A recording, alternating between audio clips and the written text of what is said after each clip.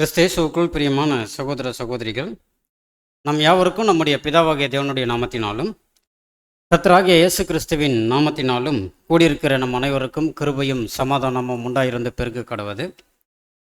இந்த ஒரு நல்ல நாளிலேயும் தேவனுடைய வார்த்தைகளை மீண்டுமாய் நாம் தியானிப்பதற்கு கிருபை பாராட்டின் அன்பு தேவனுக்கு இரட்சகர் இயேசு கிறிஸ்துவின் வழியில் நாம் ஒவ்வொருவரும் நம் நன்றிகளையும் துதிகளையும் நம் இருதயத்திலிருந்து நாம் ஏறெடுத்துக் கொள்ளலாம். அந்த வகையில் நாம் இரண்டாவதாக நாம் பார்க்க போகிற பாடத்தின் தலைப்பானது சகோதரர் சொன்னவனமாக அவருடைய முகம். நாம் அநேக வேத வசனங்கள் நம்ம தியானித்திட்டு இருப்போம்.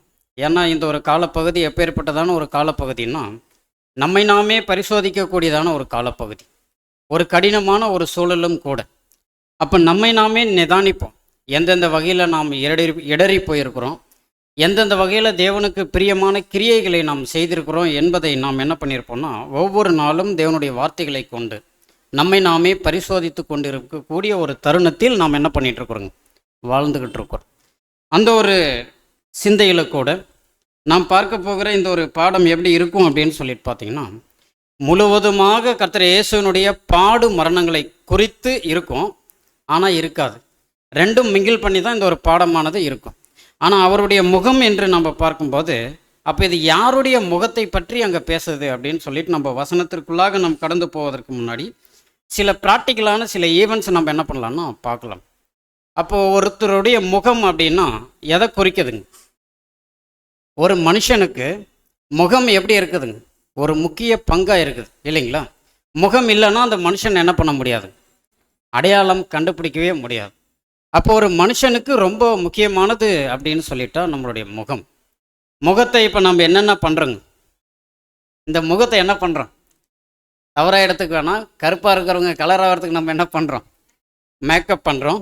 அப்போ இன்னும் நம்ம அநேக காரியங்கள் நம்ம என்ன பண்ணிகிட்ருக்கோம்னா செஞ்சிட்ருக்கோம். ஸோ இது ப்ராக்டிக்கலாக இருக்கக்கூடிய ஒரு காரியம். அப்போ ஒரு தலை அப்படின்னு எடுத்துட்டாலே, தலைக்கு ஒரு முன் உதாரணம் அப்படி எடுத்துட்டா நம்மளுடைய முகம். அப்போ இந்த ஒரு முகத்தை குறித்து நாம் பார்ப்பது ரொம்ப அவசியமாக இருக்குது. நம்ம அநேக வேத வசனங்கள், தேவனுடைய வார்த்தைகள், கர்த்தர் இயேசுனுடைய பாடு மரணங்கள் குறித்து நாம் தியானித்த தருணத்தில் அவருடைய முகத்தை குறித்து பார்ப்பது கூட ரொம்ப அவசியமாக இருக்குது. அப்போ கர்த்தர் இயேசுவினுடைய முகம் முற்காலங்களில் எப்படி இருந்தது, அவர் வாழ்ந்திருந்த நாட்களில் 3.5 வருட ஊழியத்தில் எப்படி இருந்தது, இறுதி தருணத்தில் அவருடைய முகமானது எப்படி இருந்தது, இந்த ஒரு சிந்தையோடு கூட நம்முடைய பாடத்தை நாம் என்ன பண்ணலாம்னா துவங்கலாம். அன்பு சகோதர சகோதரிகளே, அப்போ ஒருவரை அடையாளம் காட்டுவது மனுஷனுக்கு முகம்தான் என்று நம்ம பார்த்தோம். அப்போ முகம் மட்டும் இல்லை அப்படின்னா அந்த மனுஷனை என்ன பண்ண முடியாது, அடையாளம் காண்பிக்க முடியாது. இதை நம்ம பார்க்குறோம். அப்போ அன்பான சகோதர சகோதரிகளே, வேதத்தில் அநேக முகத்தை பற்றி, அநேகரை பற்றி என்ன பண்ணியிருக்குன்னா வேத வசனங்கள் அங்கே தெளிவாக பேசப்பட்டிருக்கு. அது ஆதியாகமத்திலிருந்து வெளிப்படுத்தின விசேஷங்கள் வரைக்குமே. அப்போ அநேகரை பற்றி பேசும்போது தேவன் அவருக்கென்று என்னுடைய சிநேகிதனன் என்று சொல்கிறார், என்னுடைய நண்பன், இன்னும் அவருக்கு என்னுடைய இருதயத்திற்கு ஏற்றவன், இப்படி அநேகரை என்ன பண்ணுறாருன்னா தேவன் அங்கே சொல்கிறார். ஸோ அவர்களுடைய முகமெல்லாம் என்ன பண்ணலைங்க, ஒரு பரிச்சயமாக அல்லது நமக்கு ஒரு உந்துதலாக அல்லது தேவனுடைய நம்முடைய குணலட்சணத்தை மேற்கொள்வதற்காக அல்லது மெருகேற்றுவதற்காக அவர்களை நாம் பார்த்தாலும், கர்த்தர் இயேசுவினுடைய முகத்தை மாத்திரம் நாம் பார்ப்பது எப்படி இருக்குது அப்படின்னா, அவர்களுடைய வாழ்வாதாரத்தை நாம் பார்க்கும்போது, உதாரணத்துக்கு நாம் ஆதாம் எடுத்துட்டோம்னா அவர் எப்படி இருந்தாருங்க, 2 வருஷம் அவர் ஏதேன் தோட்டத்தில் இருந்துட்டாலும் அவர் வீழ்ந்து போயிட்டார். அந்த ஒரு நாள்லேருந்து அவர் கீழ்ப்படியாமல் போயிட்டார். கீழ்ப்படிதலோடு கூட இருந்தால் ஜீவன் அப்படின்னு ஒரு நிலை நம்ம எடுக்கலாம். ஒவ்வொரு மனுஷன்கிட்ட இருந்தும் நம்ம ஒவ்வொரு நிலையை மாத்திரம் எடுக்க முடியும். ஆனால் கர்த்தர் இயேசுனுடைய முகத்தை நாம் பார்க்கும்போது அவர் முகத்திலிருந்து அநேக காரியங்களை நாம் கற்றுக்கொள்ளக்கூடியவர்களாக நாம் காணப்படுறோம். அதுதான் உண்மை. அதை நாம் பாடத்தினுடைய பிற்பகுதியில் நம்ம பார்க்கலாம். அவருடைய முகத்திலிருந்து நாம் என்னென்ன கற்றுக்கொள்கிறோம் அப்படின்னு சொல்லிட்டு. ஸோ அவருடைய முகத்திலிருந்து அநேகமான காரியங்கள். இப்போ ஆதாமனுடைய முகம் என்று சொல்லிட்டோன்னா, ஆபேலினுடைய முகம் என்று சொல்லிட்டோன்னா, கர்த்தர் இயேசுவே சொல்லியிருக்கிறார். இன்னைக்கு வரைக்கும் ஆபேலினுடைய பலி என்ன பண்ணிட்டு இருக்குங்க, பேசப்பட்டிருக்கு. அங்கேருந்து சொல்கிறத நம்ம பார்க்குறோம். இன்னும் அநேகர் அங்கே சொல்லப்படுறதை நம்ம பார்க்குறோம். இப்படி அநேக பரிசுத்தவான்கள் வேதத்தில் அவர்களுடைய முகத்தை பற்றி பேசப்பட்டு இருந்துட்டாலும், நாம் பார்க்க போகிறது கர்த்தர் இயேசுவினுடைய முகம். பிதாவாகிய தேவனுடைய முகம் எப்படி இருக்கும் அப்படின்னு சொல்லிட்டு பார்த்தோன்னா, கர்த்தர் இயேசுனுடைய முகத்தை குறித்து நாம் பார்த்துட்டா பிதாவாகிய தேவனுடைய முகம் எப்படி இருக்குதுன்னு நம்ம என்ன பண்ணலாம், எளிமையாக புரிந்து கொள்ளலாம். அந்த வகையில் அன்பான சகோதர சகோதரிகளே, பிதாவாகிய தேவனுடைய முகத்தை அல்லது பிதாவாகிய தேவனை முழுவதுமாக தன்னில் என்ன பண்ணியிருக்காருன்னா கர்த்தர் இயேசு பிரதிபலித்து இருக்கிறார் அவர் வாழ்ந்த அந்த நாட்களில். சரி, முகம் எதை குறிக்குது? ஒரு கேள்வி கேட்டு நம்ம வசனத்திற்குள்ள அநேக காரியத்திற்குள்ள கடந்து போகலாம். இந்த முகம் எதை குறிக்குது? அடையாளம் குறிக்குது. சொல்லுங்க சிஸ்டர். அகத்தின் வெளிப்பாட்டை குறிக்கும். Very good. அடுத்து, முகம் அடையாளம், அகத்தின் வெளிப்பாடு குறிக்கும். அடுத்ததுங்க, எல்லாமே இந்த முகத்தில் நம்ம என்ன பண்ணியிருக்கிறோம்னா சில காரியங்களை கொண்டு வரும். சில காரியங்களை இந்த முகத்தில் நம்ம கொண்டு வரோம். இப்போ ஒரு சினிமா ஆக்டர்ஸ் அப்படின்னு எடுத்துட்டோம்னா ஒரு கதாபாத்திரத்தை கொடுத்து அவங்க என்ன பண்ணுவாங்க? ஒரு அழுகிற மாதிரி ஒரு சீன் கொண்டு வந்து கொடுத்து அவங்க என்ன பண்ணுவாங்க? சிரிக்கிற மாதிரி ஒரு சீன் கொண்டு வந்தால் என்ன பண்ணுவாங்க? இந்த மாதிரியான ஒரு காரியங்கள் நம்மளுடைய முகத்தில் அங்கே காணப்படும். என்னென்ன காரியம் அப்படின்னா, முகம் எதை வெளிப்படுத்துதுன்னா நம்மளிடத்தில் இருக்கக்கூடிய சந்தோஷத்தை வெளிப்படுத்துது. எப்படின்னா, ஒருத்தர் ரொம்ப சந்தோஷமாக இருக்கிறாருன்னா அவர் எதை பார்த்து நம்ம கேட்போங்க? அவருடைய உருவத்தை பார்த்து ஏன் பிரதர் சந்தோஷமாக இருக்கிறீங்க, ஏன் சிஸ்டர் சந்தோஷமாக இருக்கிறீங்க நம்ம கேட்குறோமா? எதை பார்த்து கேட்குறேங்க? நம்மளுடைய முகத்தை பார்த்து. இன்னும் ஒருத்தர் ரொம்ப கோபமாக இருக்கிறார், அப்போது அந்த ஒரு தருணத்தில் அவரை நம்ம என்ன பார்க்குறோம்? எப்படி தான் கேட்குறோங்க? ஏன் ரொம்ப கோபமாக இருக்கிறீங்க? அவர் முகத்தை பார்த்து நம்ம கேட்குறோம். அப்போ இதை மாத்திரம் வெளிப்படுத்துது அப்படின்னா நீதியை கூட என்ன பண்ணுதுன்னா நம்முடைய முகம் வெளிப்படுத்துது. ஒரு கடுமையான ஒரு சோதனை, கடுமையான ஒரு சூழ்நிலைகளுக்கு மத்தியில் நம்ம பிரவேசிக்கும் போதும் நம்மளுடைய முகத்தினுடைய வெளிப்பாடு மற்றவர்கள் என்ன பண்ணிடுவாங்க? எந்த ஒரு சூழ்நிலையில் மத்தியில் நம்ம வாழ்ந்துட்டுருக்குறோம் என்பதை அவங்க என்ன பண்ணிடுவாங்கன்னா எளிமையாக புரிந்து கொள்வாங்க அல்லது அங்கே வெளிக்காண்பார்கள் என்று நம்ம பார்க்குறோம். சரி, வேதத்தில் முகத்தை குறித்து என்ன சொல்லப்பட்டிருக்கு அப்படின்னு நம்ம பார்த்துட்டோம்னா இது நாம் பேசிக்கலியே கேட்ட விஷயந்தான், நமக்கு ஞாபகம் வந்திருக்கணும்னு நினைக்கிறேன். 4 முகத்தை பற்றி அங்கே சொல்லப்பட்டிருக்கு. என்னென்ன முகம்? சவுண்டு மட்டும் வருது. சிங்க முகம், அடுத்து காளை, கழுகு. ஸோ இதெல்லாம் எதை வெளிப்படுத்துது அப்படின்னா தேவனுடைய குணலட்சணங்கள். அப்போது அன்பு, நீதி, ஞானம், வல்லமை. அப்போது இதுதான் தேவனுடைய முகமாக அல்லது தேவனுடைய குணலட்சணமாக அங்கே என்ன பண்ணுச்சுன்னா காணப்பட்டது. இதை தான் கர்த்தர் இயேசு அங்கே என்ன பண்ணியிருக்காங்கன்னா வெளிப்படுத்தியிருக்காங்க. அப்போது நம்முடைய முகத்திற்கு இப்போ மீண்டும் நம்ம கடந்து வந்துடலாம். அப்போது ஒரு மனுஷனுடைய முகம் எங்கிருந்து ஆரம்பிக்குதுன்னா நெற்றியிலிருந்து கன்னம் வரைக்கும், நெற்றியிலிருந்து கன்னம் வரைக்கும் இந்த முகமானது அங்கே என்ன பண்ணுதுன்னா ஒரு வரைபடம் அங்கே கொடுக்கப்படுது. அப்போ இந்த முகத்தில் என்னென்ன காரியங்கள் அங்கே காணப்படுதுங்க? நெற்றியிலிருந்து நம்ம ஒவ்வொரு பார்ட்ஸாக சொல்லணும்னா என்ன சொல்லலாம்? கண் அழகாக இருக்கு இல்லைங்களா, அடுத்தது மூக்கு, அடுத்தது வாய், பற்கள், காது, கன்னங்கள், இது எல்லாமே எப்படி இருக்குதுன்னு சொல்லிட்டு பார்த்தோன்னா இது இருந்தால் தான் அது என்னவா இருக்கும்? முகமாக இருக்கும். இது இல்லை அப்படின்னா அது என்ன இல்லைங்க? முகம் அங்கே இல்லை. அப்போ இதை நாம் அப்படியே கர்த்தர் இயேசுவினுடைய அவருடைய முகத்தை நாம் கம்பேர் பண்ணி பார்க்கும்போது கர்த்தர் இயேசுவினுடைய வாய் எதை வெளிப்படுத்துச்சுங்க? தேவனுடைய வார்த்தை, நீதியான காரியங்களை அங்கே வெளிப்படுத்துது. அவருடைய கண்கள் எதை வெளிப்படுத்துச்சு? எதை வெளிப்படுத்துச்சுங்க? தன் உடன் இருக்கக்கூடிய ஒரு நபர் பந்தியில் இருந்துட்டு அவர் என்ன பண்ணிட்டாருங்க? இப்போ காட்டி கொடுக்கறதுக்கு முற்பட்டு போயிட்டாரு. அவர் முத்தம் கொடுத்து அந்த நபர் என்ன பண்ணுறாருன்னா காட்டி கொடுக்குறாரு. இப்போ கர்த்தர் இயேசுவினுடைய பார்வை எப்படி இருந்துச்சுங்க? அன்பான பார்வை. அப்போ நம்மளிடத்துல இருக்கா இல்லையான்னு நாம என்ன பண்ணோம்னா பரிசோதித்து பார்க்கணும். அப்போ இன்னும் வாய் நம்ம இதை குறித்து துரிதமாக சொல்லணும்னா வாய் நம்மளிடத்துல நம்மளுடைய சொற்கள் எப்படி இருக்கும்னா கடுமையான சொற்களாக இருக்கும். நம்மளுடைய ஜீவியத்தில் கடுமையான சொற்கள் அநேகமாக காணப்படும். கர்த்தர் இயேசுவினுடைய வாயிலிருந்து வந்துட்ட சொற்கள் ஏதேனும் கடுமையான சொற்களாக இருந்துச்சா? பிறருடைய மனதை புண்படுத்தக்கூடிய அளவில் இருந்துச்சா அப்படின்னு பார்த்துட்டோன்னா இல்லைங்க. அப்போது பிறருடைய மனம் புண்படாத அளவுக்கு அவர் பேசுகிறார் என்று பார்க்கும்போது எவ்வளோ ஞானம், தேவனுடைய குணலட்சணத்தை அங்கே வெளிப்படுத்தின விதத்தை நாம் பார்க்குறோம். அன்பான சகோதர சகோதரி, அப்போ இந்த நம்ம மாமிச முகத்தோடு நாம் எந்த முகத்தை அதிகமாய் தேடினால் நாமோ நம்மளுடைய குணலட்சண மாற்றத்தையும் எந்த ஒரு உருமாற்றத்தையும் நம்மளால் அடைய முடியும். இந்த மாமிச முகத்தில் இருக்கிறோம், நம்மளோட ஜென்ம சரீரத்தில் நம்ம இருக்கிறோம் இல்லைங்களா? இந்த நிலை மாறி அடுத்த நிலைக்கு நம்ம கடந்து போகணும்னா ஒரு முகத்தை நாம் நாடணும் அல்லது தேடணும். இந்த ஒரு விஷயத்தை நம்ம செய்துட்டோம்னா நம்ம என்ன பண்ணிடலாங்க? இந்த நிலையிலிருந்து அடுத்த கட்டத்துக்கு நம்ம கடந்து போகலாம். யார் அப்படின்னு சொல்லிட்டு பார்க்கும்போது பிதாவாகிய தேவனுடைய குமாரனாகிய கர்த்தர் இயேசுவினுடைய சாயல் அல்லது அவருடைய முகம் என்று தான் நம்ம பார்க்குறோம். சரி, அப்போ நம்ம பார்க்கும்போது தேவனுடைய முகத்தை அதிகமாக நாம் தேடும்போது அல்லது நாடும்போது நாம் எதிலிருந்து விலகிறோம்னா, பொல்லாத வழியிலிருந்து, தீமையான பகுதியிலிருந்து அல்லது தீய சிந்தையிலிருந்து நாம் என்ன பண்ணுறோம்னா முற்றிலுமாக விலகி தேவனுடைய குமாரனுடைய சாயலை அடைவதற்கு நாள்தோறும் நாம் என்ன பண்ணுறோம்னா முயற்சிகள் ஏறெடுத்து அவருடைய அடிச்சுவட்டை என்ன பண்ணிகிட்டே இருக்கிறோம்னா பின்பற்றி நடந்துக்கிட்டே இருக்கிறோம். அதுதான் கர்த்தர் இயேசு சொல்கிறாங்க, ஒருவன் என்னை பின்பற்றி வர விரும்பினால் தன்னைத்தான் வெறுத்து அவர் என்ன பண்ணணுங்க, எப்படி எடுக்கணுங்க சிலுவை? பாடுகள் தான், உபத்திரவம் தான். அந்த உபத்திரவத்தோடும் பாடுகளோடும் அவமானத்தோடும் கூட என்ன பண்ணணும்னா கர்த்தர் இயேசுவினுடைய அடிச்சுவட்டை அங்கே பின்பற்றி நடக்க வேண்டும் என்ற அந்த ஊர்ஜிதத்தை நம்ம பார்க்குறோம். அப்போ அன்பான சகோதர சகோதரிகளே, அப்போது பிதாவாகிய தேவனுடைய முகத்தை பிரதிபலித்தார் கர்த்தர் இயேசு. இவரை நாம் நாள்தோறும் நம்முடைய ஜீவியத்தில் அனுதினமும் நாம் தேடும் பொழுது அல்லது நாடும் பொழுது நாம் ஒரு திவ்யமான ஒரு ஆசீர்வாதத்தை பெற்றுக்கொள்ள முடியும். அது நம்ம பார்க்குறோம் அன்பான சகோதர சகோதரிகளே. அப்போ தேவனுடைய முகத்தை நாம் எவ்வாறு காண்பது? பிதாவாகிய தேவனுடைய முகத்தை நாம் எப்படி காண்பது? காண முடியுமா பிதாவாகிய தேவனை அப்படின்னு பார்த்தோன்னா அவரை காண முடியாது. வசனங்கள் தெளிவாக சொல்லப்பட்டிருக்கு. 1 தீமோத்தேயு 6ஆம் அதிகாரம் வசனம் 16. ஒருவராய் சாவாமையுள்ளவரும் சேரக்கூடாத ஒளியில் வாசம் பண்ணுகிறவரும் மனுஷரில் ஒருவரும் கண்டிராதவரும் காணக்கூடாதவருமாய் இருக்கிறவர். போதும் சிஸ்டர். அப்போ இங்கே நம்ம பார்க்குறோம் பிதாவாகிய தேவன் எப்படி இருக்கிறாங்க அப்படின்னா, ஒருவராய் சாவாமை உள்ளவரும் சேரக்கூடாத ஒளியில் வாசம் பண்ணுகிறவரும் மனுஷரில் மனிதனுடைய கண்களுக்கு அவர் என்ன பண்ணிட மாட்டார், காணப்பட மாட்டார், அதை புலப்பட மாட்டார் என்று நம்ம பார்க்குறோம் அன்பான சகோதர சகோதரிகள்.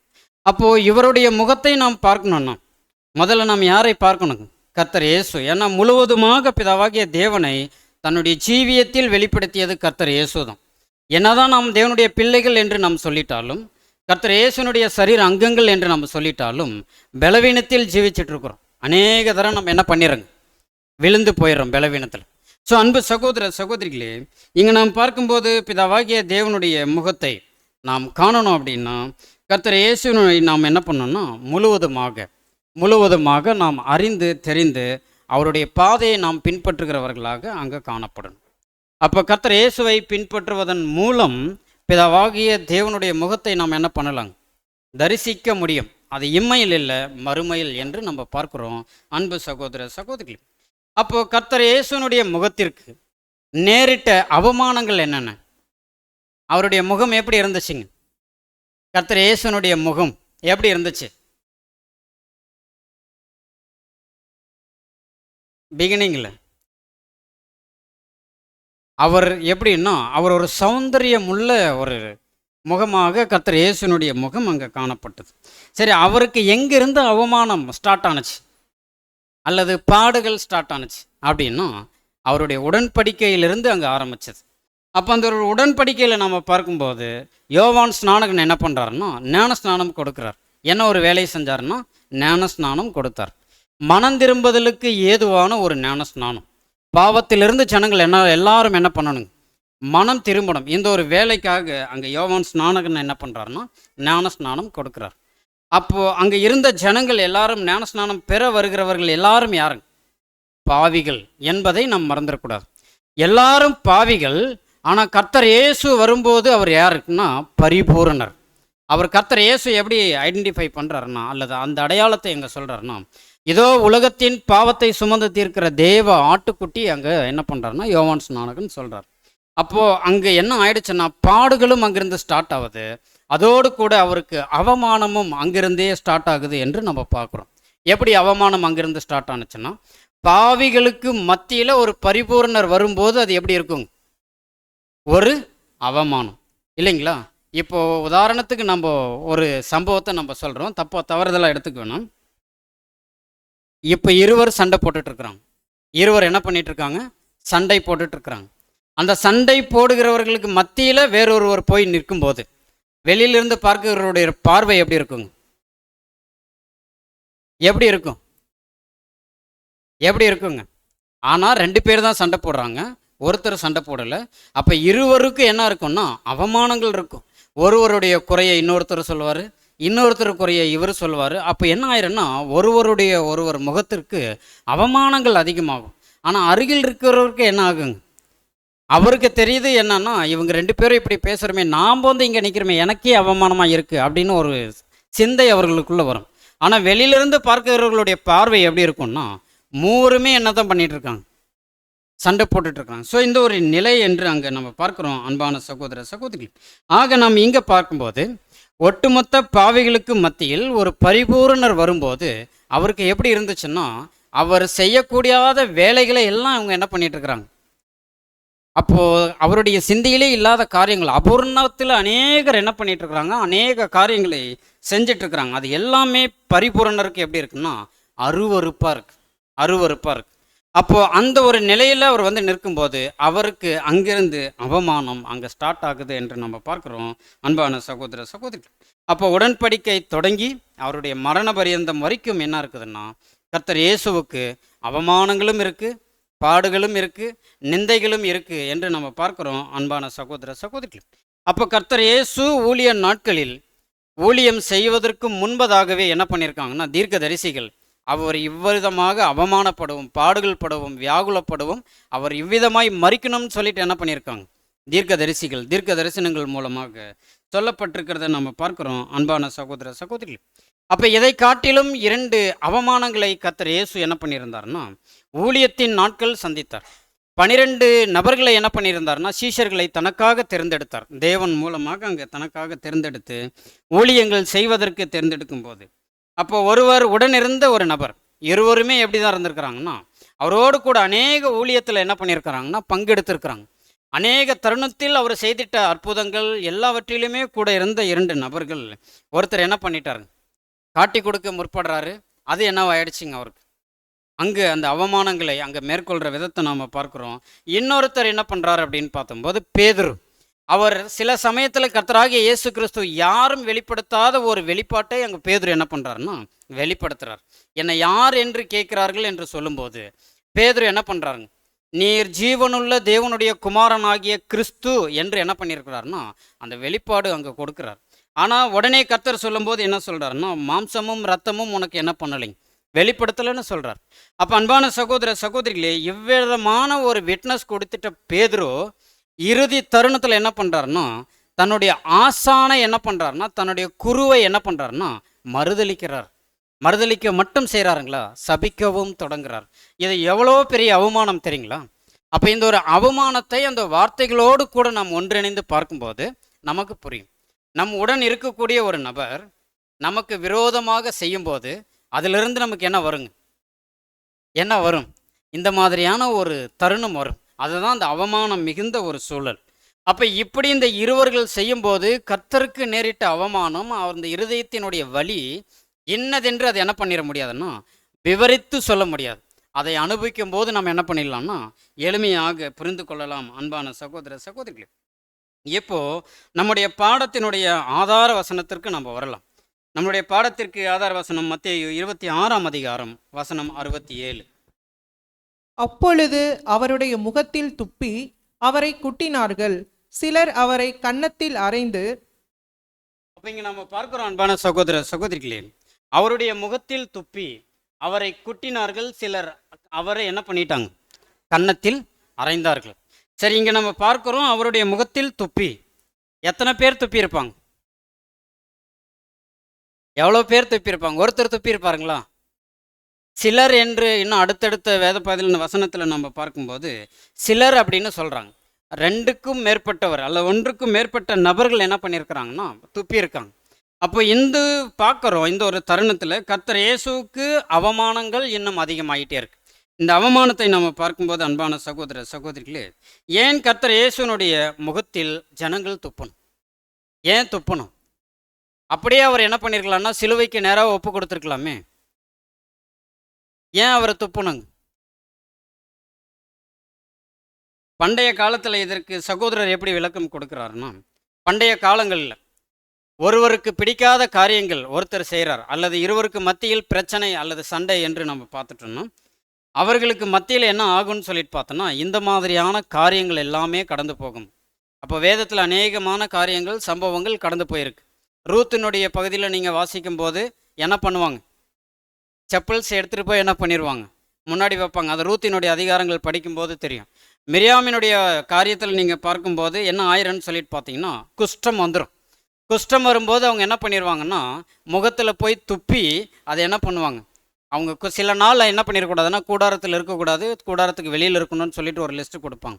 இப்படி வேதத்தில் அநேக ஒரு இடத்துல என்ன பண்ணுதுன்னா, இந்த எச்சில் துப்பிங்கிற காரியம் அங்கே பதிவிடப்பட்டிருக்கு. இன்னும் சில இடத்துல எப்படி கொடுக்கப்பட்டிருக்குன்னா, ஒருத்தருக்கு பார்வை தெரியல, அவர் இப்போ என்ன பண்ணுறாருங்க, எச்சில் மண்ணில் துப்பி அந்த மண்ணை குழப்பி என்ன பண்ணுறாரு, சேத்துல அதை எடுத்து கண்ணில் வைக்கும்போது அவருக்கு பார்வை என்ன பண்ணுதுங்க, அங்கே தெரியுது. ஸோ இந்த மாதிரியான ஒரு பதிவுகள் அங்கே கொடுக்கப்பட்டிருக்கு. அப்போ அன்பான சகோதர சகோதரிகளே, அப்போ பண்டைய காலங்களில் எப்படி இருக்குன்னா, இருவருக்கு மத்தியில் பிரச்சனை என்று வரும்போது அவர்களை இயல்பாகவே என்ன பண்ணுவாங்களாம், ஜனங்கள் என்ன பண்ணிடுவாங்க. பழங்காலத்தில் ஒரு 10 வருஷத்துக்கு முன்னாடி எடுத்துப்போமே, அந்த 10 வருஷத்துக்கு முன்னாடி ஒரு கிராமப்புறத்துலேயோ இல்லை நாளோடையில் ஒரு வேளை நீங்கள் பார்த்துருந்தீங்கன்னா தெரியும், மண்ணை வாரி என்ன பண்ணிடுவாங்கன்னா தூவி விடுவாங்க. அடுத்தது என்ன பண்ணுவாங்கன்னா, அது என்ன எப்படி பண்ணுவாங்க, தூ அப்படின்னு துப்புவாங்க. ஸோ இதுதான் இயல்பு. இப்படி என்ன பண்ணுவாங்கன்னா, பண்டைய காலங்களில் இந்த ஒரு வழக்கம் இருந்தது. அப்போது காரி துப்பும் போது என்ன ஆகும்னா, எச்சில் மட்டும் என்ன பண்ணாதுங்க, வராது. இப்போ நார்மலாக பேசிகிட்டு இருக்கும்போது ஆப்போசிட் ஒரு மனிதர் இருவர் பேசிகிட்டு இருக்கிறாங்க. பேசும்போது என்ன ஆகுங்க, ஒரு எச்சில் போயிட்டு மேலே விழும்போது நமக்கு எப்படி ஆயிரும்னா அருவருப்பாக ஆயிரும். என்ன எச்சை தெரிக்கிற அளவுக்கு பேசுகிறார், எச்சை விளங்க மாட்டாரா என்று என்ன பண்ணுவோன்னா யோசிப்போம். அதை காரி தூ அப்படின்னு துப்பும்போது என்ன ஆகுன்னா, சளியோடு கூட என்ன பண்ணோன்னா எச்சில் என்ன பண்ணுங்க வரும். அதை உமிழும் போது, அதை துப்பும் போது அந்த முகத்தில் போயிட்டு விழும்போது எப்படி இருக்குங்க, எப்படி இருக்குன்னு சொல்லிட்டு பார்த்தோன்னா, அது ப்ராக்டிக்கலாக அதை அனுபவிக்கும் போது தான் அது புரியும். அந்த மாதிரியான ஒரு சூழல், அல்லது பார்த்திருக்கும் போது அந்த ஒரு கடினமான ஒரு சூழல், அந்த ஒரு கடினமான அவமானத்திற்குள் கடந்து வந்த ஒரு சூழ்நிலை நமக்கு புரியும். அன்பு சகோதர சகோதரிகள், அப்போ அவருடைய முகத்தில் அப்படியாக அவங்க என்ன பண்ணியிருக்கிறாங்கன்னா துப்பி இருக்கிறாங்க. அப்போது கர்த்தர் இயேசு செய்திட்ட செயல்கள் அந்த ஜனங்களுக்கு என்ன பண்ணலைங்க, பிடிக்கல. ஏன்னா தேவனுடைய குமாரன் என்று அவர் என்ன பண்ணியிருக்கிறார், சொல்லியிருக்கிறார். அவருடைய ராஜ்யம் ஸ்தாபிக்க போகிறது, அநேக விதமான காரியங்கள் செய்திருக்கிறார், மிராக்கிள்ஸ் நிறையா செஞ்சிருக்கிறார். இது எல்லாமே ஜனங்களுக்கு என்ன பண்ணலைன்னா பிடிக்காதது நிமித்தம் இந்த ஒரு விளைவுகள் அங்கே நாளடைவில் கடந்து வந்ததை நம்ம பார்க்குறோம். சரி, எப்படி அவரை குட்டினாருங்க, அவரை எப்படி குட்டியிருப்பாங்க, தலையில் வச்சு இப்படி குட்டியிருப்பாங்களா, எப்படி குட்டியிருப்பாங்க, எப்படிங்க, இதை எப்படி குட்டினார்கள் என்று நம்ம பார்க்கலாம். அன்பான சகோதர சகோதரி, திருவிவிலியம் பைபிளில் நம்ம வாசிக்கலாம் பாருங்க. மத்தேயு 26ஆம் அதிகாரம் வசனம் 67. திருவிவிலியம்.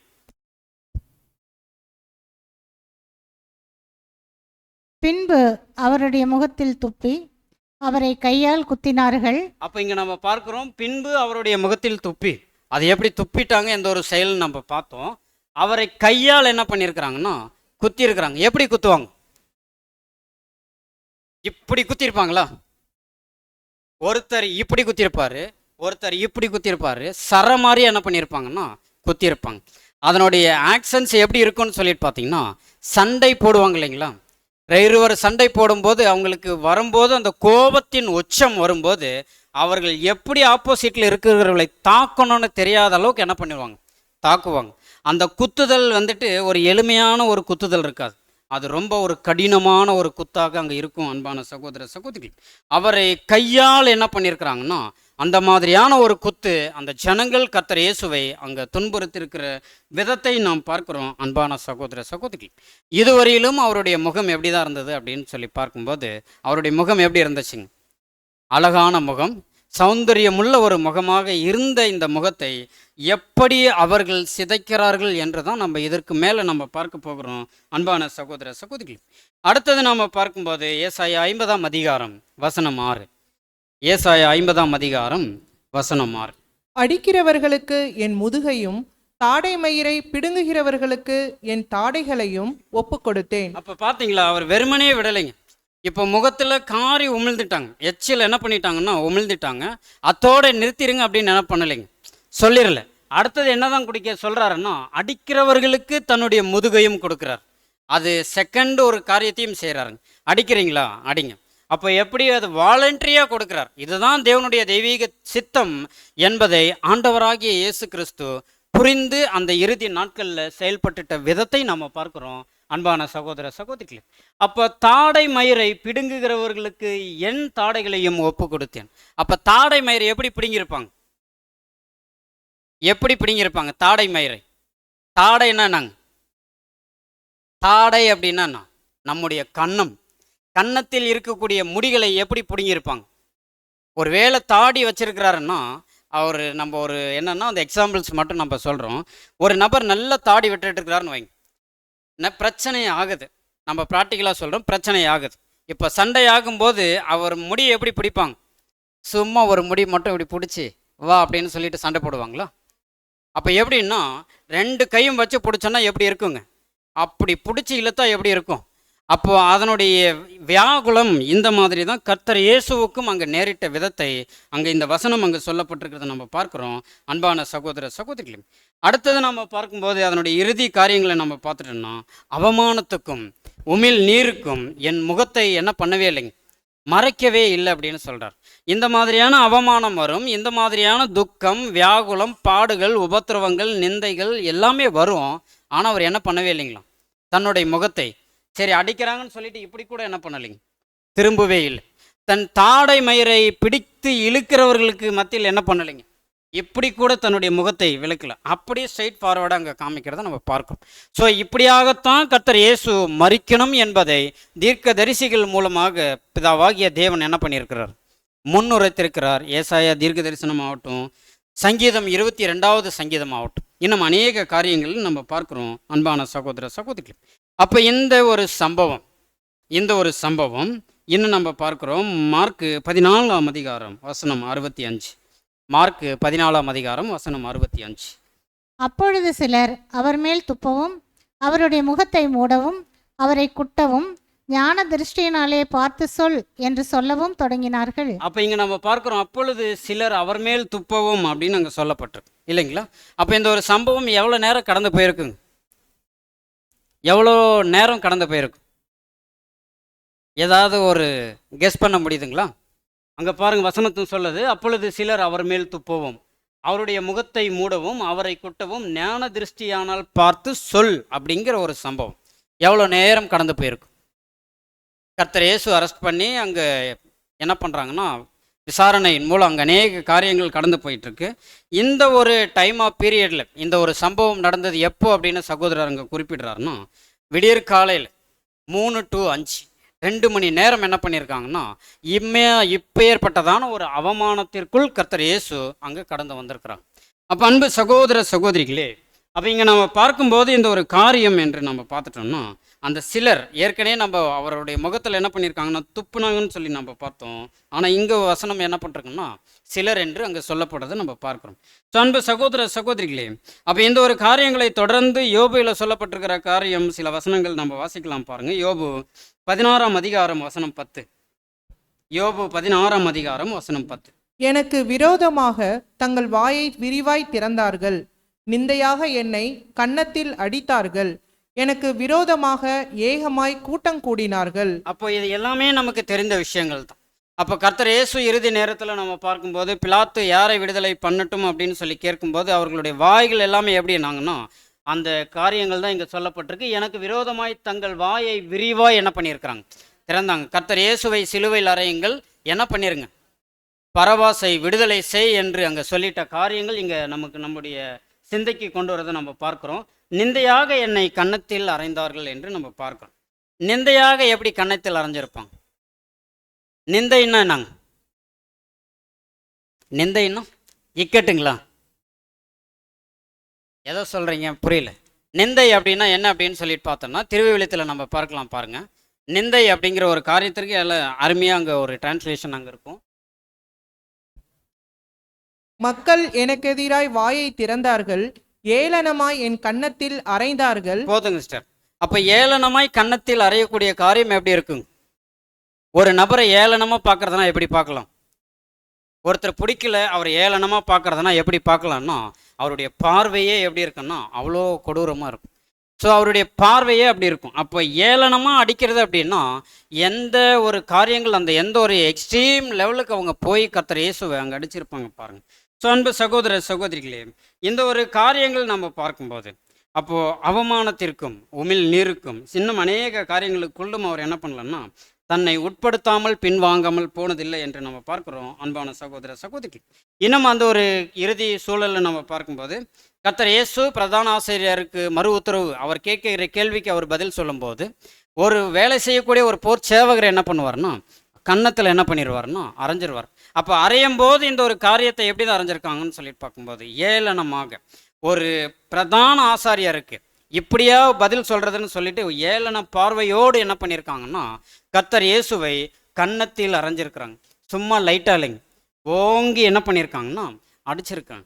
ஸோ இதை அடி வாங்கினவர்கள் தான் என்ன பண்ண முடியும்னா இந்த ஒரு காரியங்கள் அங்கே உணர்ந்து கொள்ள முடியும் என்று நம்ம பார்க்கணும். அன்பான சகோதர சகோதரி, அப்போ இதை மட்டும் இல்லாமல் தன்னுடைய முகத்தை மட்டும் இல்லாமல் தன்னுடைய சரீரம் முழுவதையும் கர்த்தர் இயேசு என்ன பண்ணியிருக்கிறாங்கன்னா அங்கே ஒப்பு கொடுத்துருக்குறாங்க என்று நம்ம பார்க்குறோம். அன்பான சகோதர சகோதரி, ஏசாயா 56 நம்ம ஆல்ரெடி வாசிச்சிருக்கிறோம். ஏசாயா 52 அதிகாரம் வசனம் 14. நீங்கள் தீவிரித்து புறப்படுவதில்லை, நீங்கள் ஓடி போகிறவர் போல ஓடி போவதும் இல்லை. கர்த்தர் உங்கள் முன்னே போவார், இஸ்ரவேலின் தேவன் உங்கள் பிறகே உங்களை காக்கிறவராய் இருப்பார். ஏசாயா 52:14 சார். ஓகே, அப்போ இங்கே மனுஷனை பார்க்கிலும் அவருடைய முக பார்வையும் மனுபுத்திரனை பார்க்கிலும் அவருடைய ரூபமும் எவ்வளவு அந்த கேடு அடைந்ததினால் அவருடைய அநேகர் எப்படி இருக்கிறாங்கன்னா அநேக ஜனங்கள் என்னவாயிட்டாங்கன்னா ரொம்ப பிரமிப்படைஞ்சார்கள் அப்படின்னு அங்கே வசனம் இருக்குது. அதை திருவிழித்தில் நம்ம பார்க்கும்போது எப்படி சொல்லியிருக்காங்கன்னு அதையும் நானே சொல்லிடுறேன். அப்போ ஆர்சியில் நாம் பார்க்கும்போது அவரை கண்ட பலர் திகைப்பற்று பார்த்தனர். ரொம்ப திகைப்போடு என்ன பண்ணியிருக்கிறாங்கன்னா அங்கே பார்த்துருக்குறாங்க. அவருடைய தோற்றம் பெரிதும் உருகுலைந்திருந்தது. கர்த்தர் இயேசுனுடைய தோற்றம் ரொம்ப உருகுலைந்திருந்தது. மனித சாயலே அவருக்கு என்னவா இல்லைன்னா அந்த ஒரு கடைசி நிமிடத்தில் இல்லாமல் இருந்தது. மானிடரின் உருவமும் அவருக்கு இல்லை என்று அங்கே சொல்லப்பட்டிருக்கிறத பார்க்குறோம். அன்பான சகோதர சகோதரிகள், அப்போ இங்கே நம்ம பார்க்கும்போது இதுக்கு முன்னாடி நம்ம பார்த்த பாடத்தில் கர்த்தர் இயேசுவை எப்படியெல்லாம் அவரை என்ன பண்ணியிருக்கிறாங்கன்னா அடித்திருக்கிறாங்க. அந்த ஒரு சிந்தையோடு கூட இந்த ஒரு வசனத்தை நம்ம பார்க்கும்போது அங்கே நமக்கு புரியும். அப்போ அவருடைய சரீரத்தை அடிக்கிறவர்களுக்கு என்ன பண்ணலன்னா ஒப்பு கொடுத்து இந்த ஒரு காரியத்தை செய்யும்போது அவருடைய உருவமே என்ன ஆயிடுச்சுன்னா உருகுலைந்து போய் இருக்கிறத நம்ம பார்க்குறோம். அன்பான சகோதர சகோதரிகளே, இன்னும் அவருடைய சரீரம் எப்படி இருந்துச்சுன்னா உளப்பட்ட நிலம் போல் அங்கே என்ன பண்ணியிருக்குன்னா காணப்பட்டிருக்கிறத நம்ம பார்க்குறோம். இன்னும் சில வசனத்தை வாசிக்கலாம் பாருங்க. ஏசாயா 53 அதிகாரம் வசனம் 3. ஏசாயா 53 வசனம் 3. அவர் அசட்டை பண்ணப்பட்டவரும் மனுஷரால் புறக்கணிக்கப்பட்டவரும் துக்கம் நிறைந்தவரும் பாடு அனுபவத்திருக்கிறவருமாய் இருந்தார். அவரை விட்டு நம்முடைய முகங்களை மறைத்து கொண்டோம். அவர் அசட்டை பண்ணப்பட்டிருந்தார், அவரை எண்ணாமற் போனோம்.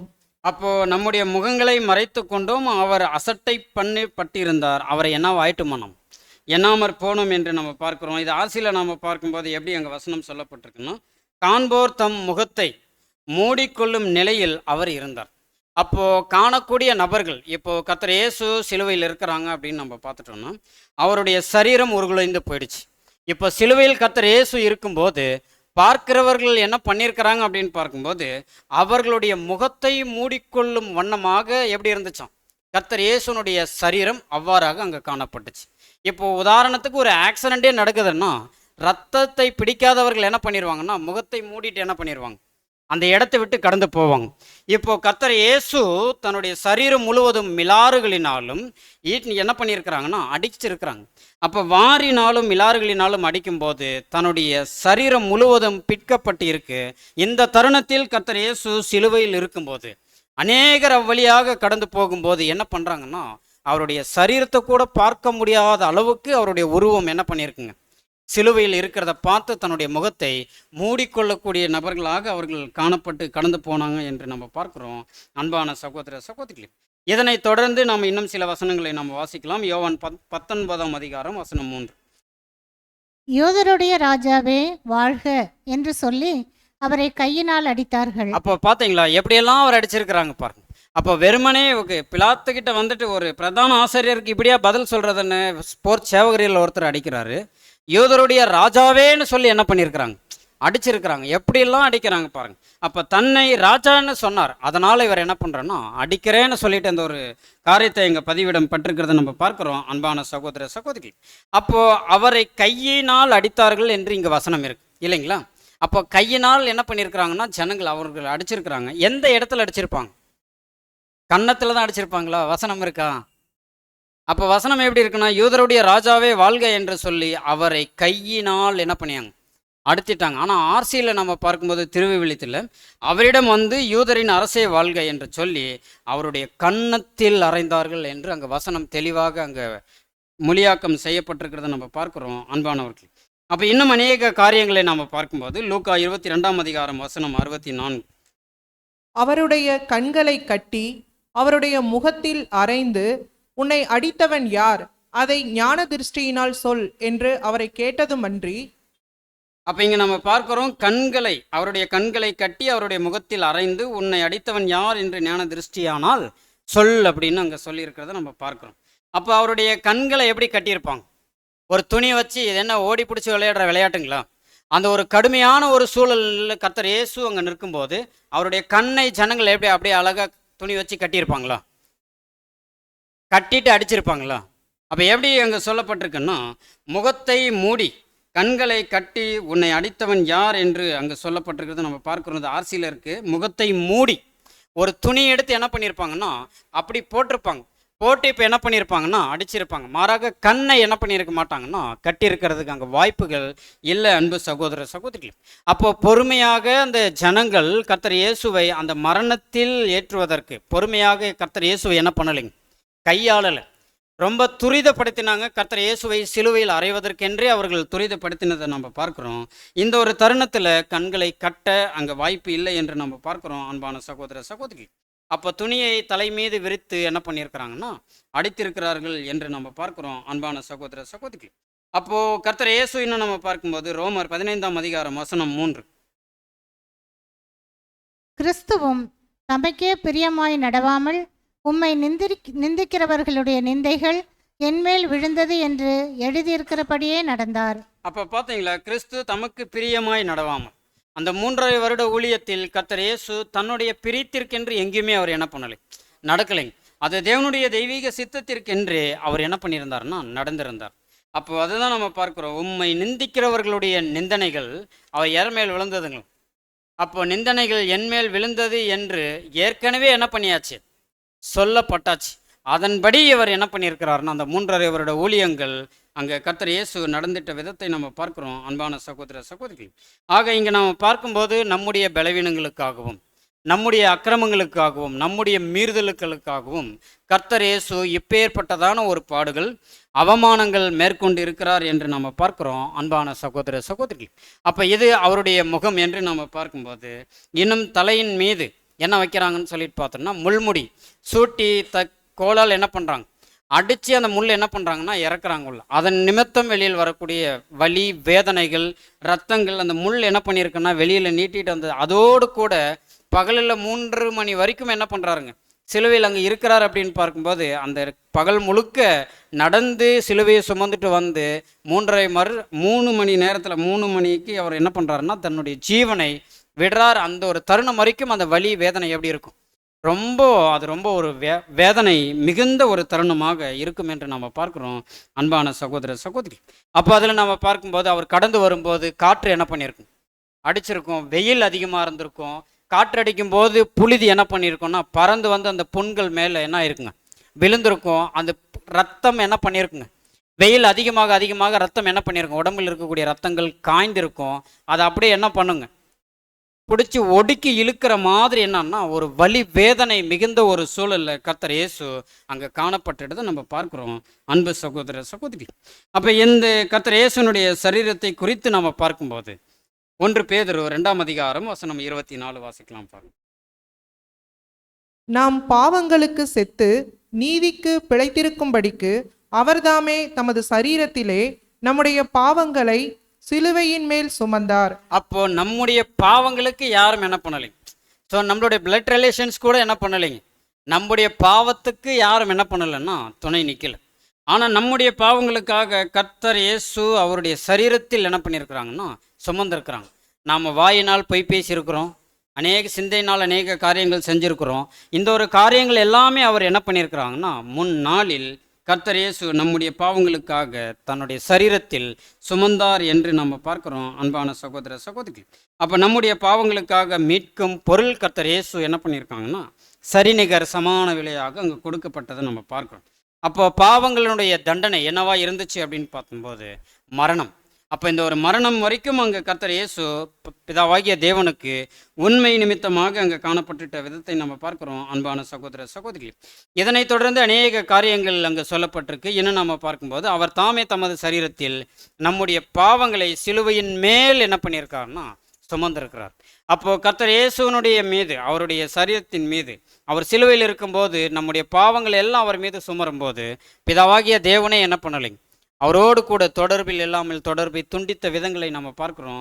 அன்பு சகோதர சகோதரிகள், அப்போ இன்னும் அநேக வசனங்கள் எப்படி சொல்லப்பட்டிருக்குன்னா, கலாத்தியர் 3ஆம் அதிகாரம் வசனம் 13. கலாத்தியர் 3ஆம் அதிகாரம் வசனம் 13. மரத்திலே தூக்கப்பட்ட எவனும் சபிக்கப்பட்டவன் என்று எழுதியிருக்கிறபடி கிறிஸ்து நமக்காக சாபமாகி நியாயப்பிரமாணத்தின் சாபத்திற்கு நம்மை நீங்களாக்கி மீட்டு கொண்டார். அப்போ இங்கே நம்ம பார்க்குறோம். அன்பான சகோதர சகோதரிகள், இந்த ஒரு வசனத்திற்கு அநேகமான விளக்கு நம்மளுடைய சகோதரர்கள் மூலமாக நம்ம கேட்டிருப்போம். ஆனால் இந்த வசனத்திலிருந்து நம்முடைய கேள்விகள் என்ன அப்படின்னா, சிலுவையின் மரத்தினுடைய மொத்த வெயிட் எவ்வளோங்க? சிலுவை மரத்தினுடைய மொத்த வெயிட் எவ்வளோங்க?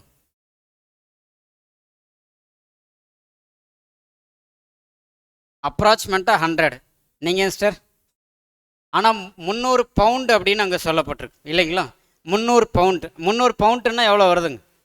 கால்குலேட் பண்ணிங்கன்னா எவ்வளோ வருங்க? அப்ராக்சிமேட்டாக 136 கிலோ அங்கே வரும். ஒரு மனிதன் ஒரு பரிபூரணர், அவருடைய சரீரம் பரிபூரண சரீரம், கர்த்தர் இயேசு பரிபூரணர். அபூரணா இருக்கக்கூடிய நாம் எவ்வளோ வெயிட்டு நம்மளால் தூக்க முடியும்? எவ்வளோ வெயிட்டு நம்மளால் தூக்க முடியும்? ஒரு 20 கேஜி நம்மளால் தூக்க முடியுமா? ஒரு 2 கிலோமீட்டர் நம்மளால் நடந்து போக முடியுமா 20 கேஜி தூக்கிட்டு? சாதாரண இந்த ஒரு மாம்ச சரீரத்தில் ஒரு 20 கிலோ வெயிட்டு தூக்கிட்டு நம்மளால் என்ன பண்ண முடியாதுங்க. அட்லீஸ்ட் 1 கிலோமீட்டர் தூரம் கூட நம்மளால் என்ன பண்ண முடியாதுன்னா நடந்து போக முடியாது இல்லைங்களா? அவர் மிலாறுகளாலும் என்ன பண்ணியிருக்காருங்க, அடிபட்டிருக்கிறாரு. அவருடைய சரீரங்கள் எல்லாமே பிளக்கப்பட்டிருக்கு. தலையில் முள்முடி சூட்டப்பட்டிருக்கு.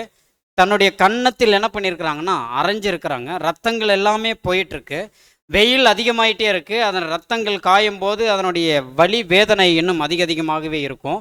அது மட்டும் இல்லை, அந்த புழுதி பறந்து வரும்போது அந்த காயங்கள் மீது படரும்போது அதனுடைய வலி இன்னும் என்ன பண்ணுங்க, முந்தைய நேரத்தில் இருந்த வலியை விட இந்த நேரத்தில் வலி என்னவாகும், அதிகமாகும். இந்த வலியோடு கூட ஒரு மனிதர் 136 கிலோ உள்ள ஒரு சிலுவையை தூக்கிட்டு நடந்து வரார் என்று பார்க்கும்போது இது சாதாரண ஒரு காரியம் அல்ல என்று நம்ம பார்க்கிறோம். அன்பான சகோதர சகோதரி, அப்போ இந்த ஒரு காரியத்தை நம்ம பார்க்கும்போது இவைகள் எல்லாம் ஏன் ஒரு பரிபூரணர் சுமக்கணும்னா, நாம் முந்தைய நாட்களில் நம்முடைய ஆதி தகப்பன் எப்படி இருந்தார்?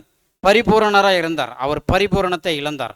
அப்போ பிதாவாகிய தேவனோடு கூட ஒட்புறவாகக்கூடிய ஒரு வேலை கர்த்தர் இயேசு செய்கிறாங்க. பிதாவாகிய தேவனோடு கூட நாம் என்ன ஆகணும்?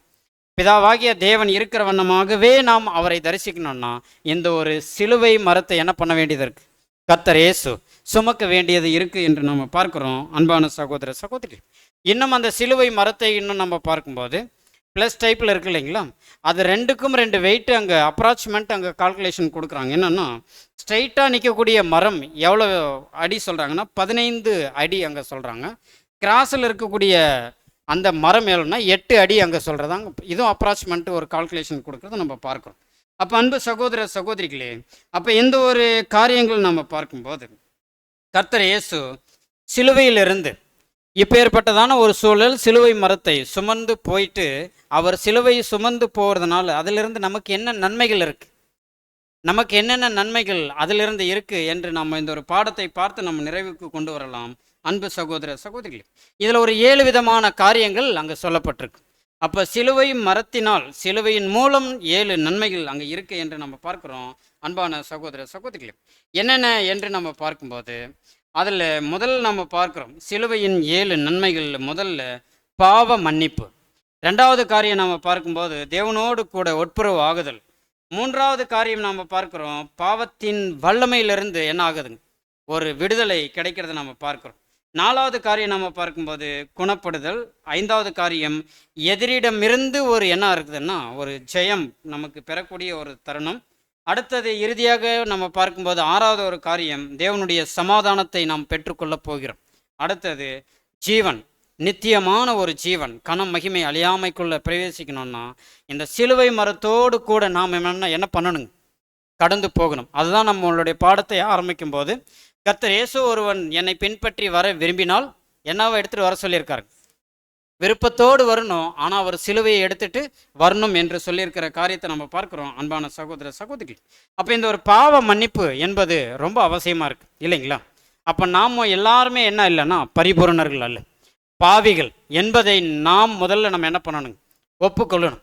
அப்போ ஒப்புக்கொள்ளும் போது நம்முடைய பாவத்தை அறிக்கை செஞ்சு அந்த பாவத்தை அறிக்கை செய்து அந்த பாவத்தை விட்டு விடுகிறவன் எவனோ தான் என்ன பண்ண முடியும்? அவரிடத்திலிருந்து இரக்கம் பெற்றுக்கொள்ள முடியும் என்று நம்ம பார்க்குறோம். அன்பான சகோதர சகோதரிகள், இன்னும் இதற்கு 2 வசனங்கள் அங்கே சொல்லப்பட்டிருக்கு. வசனங்கள் நம்ம வாசிக்கலாம். ரோமர் 3:23, எபேசியர் 1:7. சீக்கிரம் வாசிக்கலாம். எல்லாரும் பாவம் செய்து தேவ மகிமையற்றவர்களாகி. அப்போ பார்த்தீங்களா, எல்லாரும் பாவம் செஞ்சு என்ன ஆயிட்டாங்க? தேவனுடைய மகிமையை அற்றவர்களாக அங்கே கடந்து போனது நம்ம பார்க்குறோம். அப்போ முந்தைய நாளில் எப்படி இருந்தோம்னா தேவனுடைய சாயல்ல மனுஷன் என்ன பண்ணியிருக்கார்? சிருஷ்டிக்கப்பட்டிருந்தார். அப்போ தேவனுடைய சாயல் என்று பார்க்கும்போது பரிபூரண நிலையில் இருந்த மனிதன் அப்போ எப்படி இருந்துச்சுன்னா எல்லோரும் பாவம் செய்து தேவ மகிமை அற்றவர்களாகி பாவத்தின் சம்பளம் மரண நிலையிலிருந்து இப்போ கர்த்தர் இயேசு நமக்காக மரித்தார் என்று உணர்ந்து இப்போ நம்முடைய பாவத்தை என்ன பண்ணணும்? அவரிடம் அறிக்கை செஞ்சு அந்த பாவத்தை விட்டு விட்டு நாம் பின்வரும்போது எபேசியர் 1:7 அவருடைய கிருபையின் ஐஸ்வர்யத்தின்படியே இவருடைய இரத்தத்தினாலே பாவ மன்னிப்பாகிய மீட்பு இவருக்குள் நமக்கு உண்டாயிருக்கிறது. அப்போ பார்த்தீங்களா, அவருடைய இரத்தத்தினாலே பாவ மன்னிப்பாகிய மீட்பு இவருக்குள் நமக்கு என்ன ஆயிடுச்சுங்க? உண்டாயிருக்கிறது. அப்போ இந்த ஒரு காரியம் ரொம்ப முக்கியமான ஒரு காரியமாக இருக்குது அன்பான சகோதர சகோதரி. அப்போது ஒரு விசுவாசிகள் கர்த்தர் இயேசுவை ஒரு நபர் விசுவாசிக்கிறார்னா, ஒரு புது சிருஷ்டி பிதாவாகிய தேவனையும் கர்த்தர் இயேசுவையும் விசுவாசிக்கிறாங்க அப்படின்னா முதலாவது தன்னிடம் இருக்கக்கூடிய பாவங்களை அவர்கள் என்ன பண்ணணும்? ஒப்புக்கொண்டு அதை அறிக்கை செய்து விடணும் என்று நம்ம பார்க்கணும். அன்பான சகோதர சகோதரிகள், எவ்வாறு தன்னை சுத்திகரித்து கொள்ளவும் குற்ற உணர்விலிருந்து அவங்க என்ன பண்ணணுங்க? வெளியில் வரணும். அப்போ இது அவமானத்திலிருந்தும் தன்னை விடுவித்து ஒரு புதிய ஒரு தொடக்கம் நம்மளுடைய ஜீவியத்தில் காணப்படணும். அப்போ கடந்த நாட்களில் நம்மளிடத்துல என்னென்ன குறைகள் இருக்குது அப்படின்னு நம்ம இப்போ என்ன பண்ணணும்னா அனலைசிஸ் பண்ணணும். அதை ஒரு லிஸ்ட்டு எடுத்து இப்போ பஸ்காவில் கடந்து போகுதில்லை அல்லது நினைவு கூறுதில்லை அப்பம் மற்றும் திராட்சை ரசத்தில் நம்ம கை வைக்கிறோம் அப்படின்னா முதலாவது நம்மை நாமே என்ன பண்ணணும்? சுத்திகரிக்கணும்னா நம்ம இடத்துல இருக்கக்கூடிய பாவ கரைகளை நம்ம என்ன பண்ணணுங்க? எடுத்து போடுவதற்கு முயற்சிகள் ஏறெடுக்கணும். அன்பு சகோதர சகோதரிகள், ஆக இப்படியாக நம்முடைய பாவங்கள் முழுவதுமாக மன்னிக்கப்பட்டாச்சா? முழுவதுமாக நம்முடைய பாவங்கள் மன்னிக்கப்பட்டாச்சா அப்படின்னா day by day hours and hours அப்படியே என்ன பண்ணிகிட்டே இருக்குது? போயிட்டே இருக்குது. அப்போ நம்முடைய பாவங்களுக்காக தான் கர்த்தர் இயேசு தன்னுடைய ஜீவனை கொடுத்தார். அதில் என்ன பண்ணியிருக்குன்னா இப்பேற்பட்டதான ஒரு ஜீவனை கொடுத்து நம்மை பாவத்திலிருந்து மீட்டு எடுத்தார் கர்த்தர் இயேசு. ஆனால் இப்போ நாம் பாவத்தில் இருக்கிறோமா, பரிபூரணத்தை நோக்கி நடந்துட்டு இருக்கிறோமா என்பதை நம்மை நாமே சீர்தூக்கி பார்க்கணும். அன்பான சகோதர சகோதரி, அப்போ தேவனுடைய குமாரர்கள் என்று சொல்கிறோம் என்றால் அப்போ நம்மளிடத்தில் என்ன இருக்கக்கூடாதுங்க? இந்த ஒரு தருணத்தில் பாவங்கள், பலவீனங்கள், மீறுதல்கள், அக்கிரமங்கள், ஒருவருக்கு ஒருவாதம் விரோதமான செயல்கள், கிரியைகள் எதுவும் நம்மளுடைய இருதயத்தில் என்ன பண்ணிடக்கூடாது? காண்பிக்கக்கூடாது அல்லது இருக்கவே கூடாது என்று நம்ம பார்க்குறோம். அப்போ இந்த ஒரு நிலை நம்மளிடத்துல காணப்பட்டுச்சு அப்படின்னு சொல்லிட்டு பார்த்தோம்னா இப்போ 2வது பாயிண்ட்டுக்குள்ளே நம்ம போகலாம். தேவனோடு கூட இப்போ என்ன பண்ணணும்? ஒப்புரவாகணும். அப்போ பாவ மன்னிப்பு நான் எங்கிட்ட இருக்குது, அந்த பாவத்தை அறிக்கை செய்தால் தான் தேவனோடு கூட என்ன ஆக முடியும்? ஒப்புரவு ஆக முடியும் நம்ம பார்க்குறோம். அன்பான சகோதர சகோதரிகளே, வசனம் வாசிங்க. 2 கொரிந்தியர் 5:18-19 இவையெல்லாம் தேவனாலே உண்டாயிருக்கிறது. அவர் இயேசு கிறிஸ்துவை கொண்டு நம்மை தம்மோடே ஒப்புரவாக்கி ஒப்புரவாகுதலின் ஊழியத்தை எங்களுக்கு ஒப்பு கொடுத்தார். அப்போ ஒப்புரவாகலினுடைய ஊழியத்தை யாருக்காக ஒப்பு கொடுத்திருக்கிறாருங்க? அப்போ இங்கே நம்ம பாருங்க, எங்களுக்காக அங்கே ஒப்பு கொடுத்திருக்கிறார் என்று நம்ம பார்க்குறோம். அன்பான சகோதர சகோதரிகள், அப்போ ஒப்புரவு என்பது தேவனுடைய பிள்ளைகள் தேவனிடத்திலிருந்து வரக்கூடிய காரியங்கள் என்னென்னா அநேகமான ஆசீர்வாதங்களை பெற்றுக்கொள்வதற்கு தகுதியற்றவர்களாக இருந்துடக்கூடாது. அப்போ எப்படி இருந்துடக்கூடாதுன்னு சொல்கிறாருன்னா அந்நியப்படாமல் நம்ம இருந்துடக்கூடாது. அப்போ அந்நியம் அப்படின்னா அந்நியர்கள்னு யாரை சொல்லுவோம்? அப்போ நம்மை அல்லாதவர்கள் அந்நியர்கள், தேவனுடையவர்கள் என்று பார்க்கும்போது தேவனுடைய பிள்ளைகள். அந்நியர்கள் என்று நம்ம சொல்லிட்டோம்னா தேவனுடைய பிள்ளைகள் அல்லாதவர்கள். அப்போ அன்பு சகோதர சகோதரிகளே, ஒப்புரவாகுதல் பார்க்கும்போது தேவனுடைய பிள்ளைகளாக அங்கே காணப்படணும், மாறாக அந்நியர்களாக அங்கே காணப்பட்டுடக்கூடாது அன்பான சகோதர சகோதரிகளே.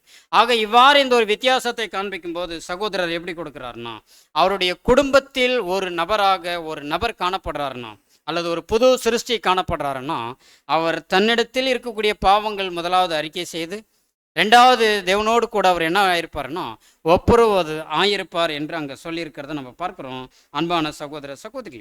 இவ்வாறு கர்த்தர் இயேசு மீட்டெடுக்கப்பட்டதனுடைய உறவு எப்படி இருக்குன்னா, அப்பா பிதாவே என்று கூப்பிடத்தக்க புத்திர சுவிகாரத்தின் ஆவி நம்மளிடத்தில் என்ன பண்ணியிருக்குங்க, கிடைக்கப்பட்டிருக்கு. அது மட்டும் இல்லை, அவர் தகப்பன் நாம் பிள்ளைகள் என்கிறதான அந்த ஒரு உறவு முறையை நாம் என்ன பண்ணியிருக்கிறோம், கண்டுபிடிச்சிருக்கிறோம். இதெல்லாம் யார் மூலமாக கண்டுபிடிச்சோன்னா, நம்முடைய பாவங்களுக்காக நம்முடைய மீறுதலுக்காக மரித்த கர்த்தர் இயேசுவின் மூலமாக என்று நம்ம பார்க்கிறோம் அன்பு சகோதர சகோதரிகள். ஆக இப்பேற்பட்டதான ஒரு நெருக்கம், ஒரு பந்தம் நமக்கு கிடைத்திருக்குதுன்னா, கர்த்தர் இயேசுவினுடைய அடிச்சுவட்டை தொடர்ந்து நடப்பதற்கு நாம் என்ன பண்ணிடக்கூடாது, நம்முடைய இருதயத்தில் சற்றேனும் நம்ம சந்தேகத்தோடு நம்ம என்ன பண்ணிடக்கூடாதுன்னா பின் வாங்கி கடந்து போய்விடக்கூடாது அன்பு சகோதர சகோதரிகள். இதனை தொடர்ந்து நம்ம ஒரு மூன்றாவது பாயிண்ட்டுக்குள்ளாக நம்ம கடந்து போகலாம். பாவத்தின் வல்லமையிலிருந்து விடுதலை. அப்போது நாம் பார்க்கணும், தேவனோடு கூட ஒப்புரவாகும் போது அடுத்தது இந்த பாவத்தின் வல்லமையிலிருந்து நம்ம என்ன பண்ண முடியும், விடுதலை ஆக முடியும். பாவம்னா என்னான்னு தெரிஞ்சாதான் நம்ம என்ன பண்ண முடியும், அதிலிருந்து வெளியில் வர முடியும். அப்போ நாம் இன்னைக்கு நம்மளுடைய வேலை செய்யக்கூடிய ஸ்தலங்கள் அநேக நேரத்தில் நம்ம என்ன பண்ணியிருக்கிறோன்னா, பொய் பேசுவது சரளமாக இருக்குது, ஆனால் பொய் என்பதே பாவம் தான் இல்லைங்களா? ஆனால் இந்த பாவம் தெரிந்தே நம்ம என்ன பண்ணியிருக்கிறோம், நிறைய தரம் நம்ம செஞ்சுருக்கிறோம், அதுதான் நிதர்சனமான உண்மை. ஆனால் இந்த ஒரு வேலையை நம்ம செய்யாமல் என்னைக்காவது தடுத்து நிறுத்தியிருக்கிறோமா, நம்மளுடைய சிந்தையில் இருக்கக்கூடிய காரியத்தை தடுத்து நிறுத்தியிருக்கிறோமான்னா இல்லைங்க. அப்போ அநேக தரம் விழுந்திருக்கிறோம், ஆனால் இப்போ என்ன பண்ணியிருக்கிறோம், அநேக தரமும் எழுந்திருக்கிறோம். எழுதல் நம்மளுடைய ஜீவியம் எப்படியாகவே காணப்பட்டது என்று நம்ம பார்க்கிறோம் அன்பான சகோதர சகோதரிகள். அப்போ இந்த ஒரு பாவத்தின் வல்லமையிலிருந்து எப்படி விடுதலை பெற முடியும்னா, ரோமர் 6ஆம் அதிகாரம் வசனம் 6 மற்றும் 7. நாம் இனி பாவத்துக்கு ஊழியம் செய்யாதபடிக்கு பாவ சரீரம் ஒளிந்து போகும் பொருட்டாக நம்முடைய பழைய மனுஷன் அவரோடு கூட சிலுவையில் அறையப்பட்டதென்று அறிந்திருக்கிறோம். அப்போ இங்கே நம்ம நம்ம இங்கே பார்க்குறோம், நாம் இனி பாவத்துக்கு ஊழியம் செய்யாதபடிக்கு. அது என்ன பாவத்துக்கு நம்ம ஊழியம் செஞ்சிட்டோம்? அப்படி என்னைக்காவது பாவத்துக்கு ஊழியம் செஞ்சுருக்குறோங்களா? ஊழியமே செய்யலைங்களா? பாவத்துக்கு வேலைகள் எதுவுமே செய்யவே இல்லைங்களா? பாவமான காரியம் எதுவுமே செய்யலைங்களா? ஆச்சரியமாக பார்க்குறீங்களே, பாவமான விஷயம் எதுவுமே செய்யலைங்களா? என்னென்ன விஷயம் செஞ்சேங்க? பொய்யே பாவம் தாங்க, அதான் முன்னாடியே நம்ம இண்டிகேட் பண்ணிட்டோம். பொய் சொல்லுதல் பாவம், ஆனால் தெரிஞ்சு அதை எத்தனை டைம் நம்ம செஞ்சுருக்கிறோம், அது ஊழியம் தானே. பாவம், நாம் இனி பாவத்துக்கு ஊழியம் செய்யாதபடிக்குன்னா, பாவம் தெரிஞ்சே பொய் பாவம், ஆனால் தெரிஞ்சே நம்ம என்ன பண்ணியிருக்கிறோம், செஞ்சுருக்கிறோம். அப்போது அதுக்கு நம்ம என்ன பண்ணியிருக்கிறோம், தேவனுடைய ஊழியத்தை செய்யாமல் பாவத்திற்கு நம்ம என்ன பண்ணியிருக்கிறோம்னா ஊழியங்கள் செஞ்சுருக்கிறோம். அப்போ இப்போ நம்ம தேவனுடைய பிள்ளைகளா இல்லை அந்நியர்களா? கேள்வி புரியுதுங்களா? அப்போ தேவனுடைய பிள்ளைகள் என்று பார்க்கும்போது பாவத்திற்கு ஊழியம் செய்ய மாட்டாங்க, பாவத்திற்கு ஊழியங்கள் செய்ய மாட்டாங்க அன்பு சகோதர சகோதரிகள். அப்போ தேவனுடைய பிள்ளைகள் என்று நம்ம பார்த்துட்டோம்னா, பழைய மனுஷனை அவரோடு கூட என்ன பண்ணிட்டாங்க, சிலுவையில் அறையப்பட்டாச்சு. அப்போ பழைய மனுஷனுடைய சிந்தை, சொல், செயல் இது எல்லாமே கம்ப்ளீட்டாக என்ன ஆயிரணுங்க, அது எல்லாமே சிலுவையில் அரைஞ்சாச்சுன்னா அது செத்து போயிருக்கணும்.